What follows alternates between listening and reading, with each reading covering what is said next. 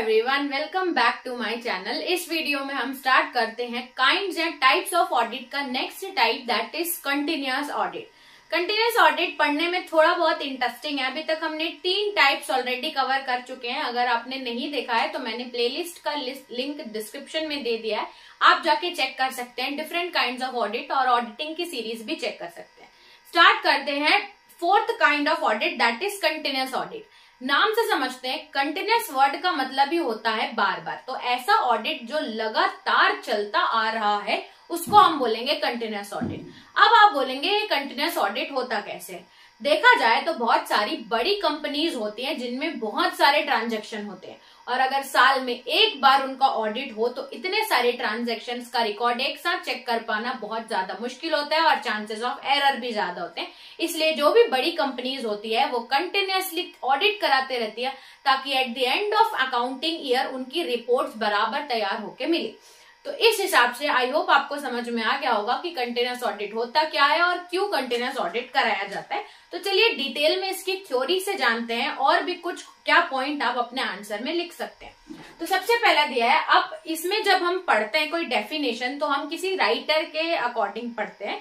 तो यानी कि इसमें अकॉर्डिंग टू पेगलर बोलते हैं कंटिन्यूअस ऑडिट क्या होता है। ये एक ऐसा ऑडिट है जहां पे ऑडिटर जो स्टाफ रहता है वो कंटिन्यूअसली ऑक्यूपाइड, कंटिन्यूअसली रिपोर्ट्स को चेक करता रहता है on the accounts that whole year, पूरे साल कंटिन्यूअसली अकाउंट्स के वर्क में लगा रहता है। Such audits are adopted where work involved is considerable and have many points. ऐसा ऑडिट कहाँ पे, ऐसी जगह पे अडॉप्ट किया जाता है जहां पे कंटिन्यूअस वर्क की जरूरत हो और बहुत सारे उसमें पॉइंट्स हो, तभी ये ऑडिट अडॉप्ट किया जाता है। यानी कि continuously financial bills, records regular interval of time में चेक करते रहने को बोलेंगे हम कंटिन्यूअस ऑडिट। ठीक है, अब बात करते हैं कि ऐसा कंटिन्यूअस ऑडिट कहाँ पे जरूरी होता है, यानी कि कंटिन्यूअस ऑडिट कौन कौन सी फर्म्स के लिए सूटेबल है। तो देखते हैं सूटेबिलिटी, यानी कि where this continuous audit is required. तो सबसे पहले ये देखो, ऐसी कंपनीज जिनके ट्रांजैक्शंस या अकाउंट्स बहुत ज्यादा है, जैसे कि बैंक्स में डेली में बहुत सारे ट्रांजैक्शन होते हैं। तो इसलिए बैंक्स क्या करते हैं, वो कंटिन्यूअस ऑडिट कराती है, रेगुलरली चेक कराती है ताकि आगे जाके फाइनेंशियल अकाउंटिंग ईयर के एंड में उनको दिक्कत ना हो। तो where the accounts of transactions are very large, जहां पे ट्रांजेक्शन बहुत ज्यादा हो, जैसे कि बैंक्स। ठीक है, नेक्स्ट सुटेबिलिटी है where accounts are required to be presented soon after closing of accounting year. कुछ ऐसी कंपनीज होती हैं जो कि जैसे ही अकाउंटिंग ईयर खत्म हो जाता है उनको अपनी रिकॉर्ड्स प्रिपेयर चाहिए ताकि वो शेयर होल्डर्स को कंपनी की पोजीशन या ऑडिटेड फर्म्स की रिपोर्ट दिखा पाए। तो ऐसी कंपनीज को रेगुलरली अपने अकाउंट्स को ऑडिट कराना है ताकि अकाउंटिंग ईयर के एंड पे ज्यादा देरी ना लगे और उनके पास ऑडिटेड अकाउंट्स हो। तो यानी कि where accounts are required to be presented soon after accounting year के एंड होने तक हमारा अकाउंट्स ऑडिट हो जाए, इसलिए भी हम कंटिन्यूअस ऑडिट कराते हैं। उसके बाद नेक्स्ट आता है कि बहुत सारी ऐसी कंपनीज हैं जो कंटिन्यूअसली हर एक महीने में, हर 2 महीने में अपने अकाउंट्स को चेक कराती हैं और मॉनिटर करती हैं कि क्या गलती है क्या है।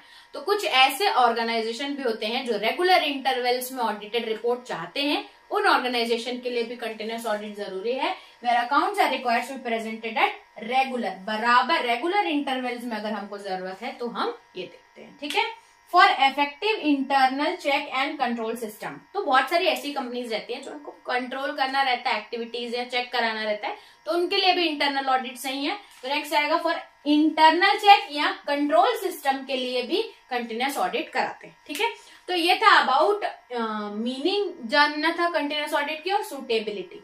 नेक्स्ट पढ़ते हैं कि कंटिन्यूअस ऑडिट अगर कोई भी फर्म कराता है तो उसकी एडवांटेज क्या हो सकती है। तो एडवांटेज देखते हैं। अब देखिए 8 मार्क्स का क्वेश्चन आएगा तो आपको मीनिंग लिखनी है, कभी कभी आपको एडवांटेज लिमिटेशंस लिखने बोलेगा, कभी कभी सूटेबिलिटी लिख के आप अपने आंसर को बड़ा भी कर सकते हैं जिससे आपको फुल मार्क्स मिलने के चांसेस हो सकते हैं। तो इस वीडियो में मैंने जो कवर किया है, जैसे कि मैंने कवर किया है मीनिंग, एडवांटेज, सूटेबिलिटी और लिमिटेशंस।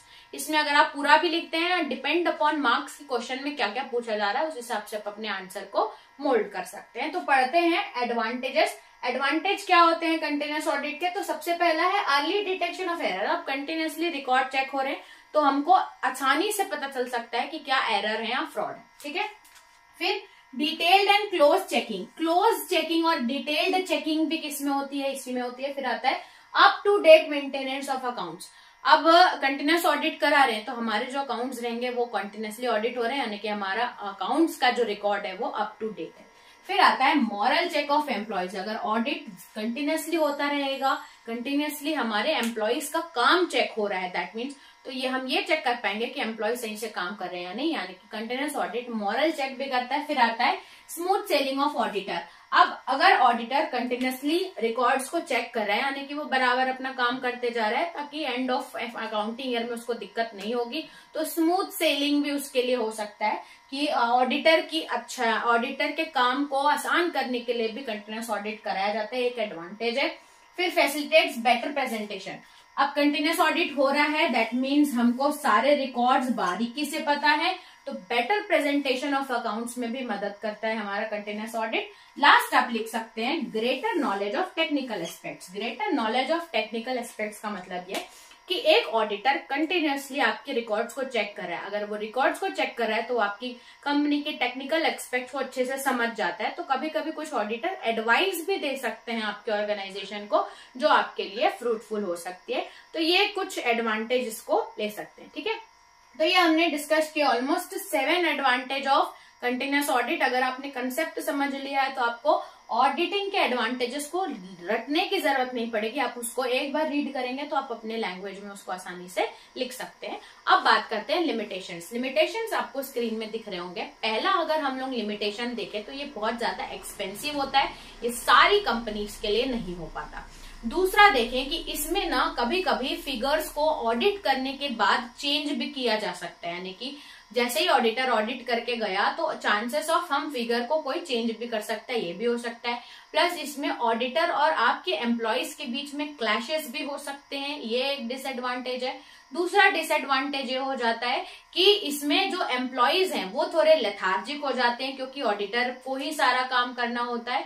प्लस इसमें गलती के चांसेस भी हो सकते हैं कभी कभी बहुत ज्यादा।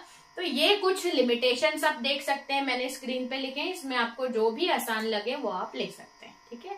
तो ये था हमारा टॉपिक जिसमें हमने डिस्कस किया meaning of continuous audit, suitability, advantages and limitations. I hope आपको सारे पॉइंट समझ में आए होंगे। अगर आपका 8 मार्क्स का क्वेश्चन है तो आप आसानी से इतना कंटेंट लिखेंगे तो आपको नंबर मिलेंगे। तो इस वीडियो में इतना ही रखते हैं, चलते हैं नेक्स्ट वीडियो में, देखते हैं नेक्स्ट टॉपिक। तब तक के लिए थैंक्स फॉर वॉचिंग।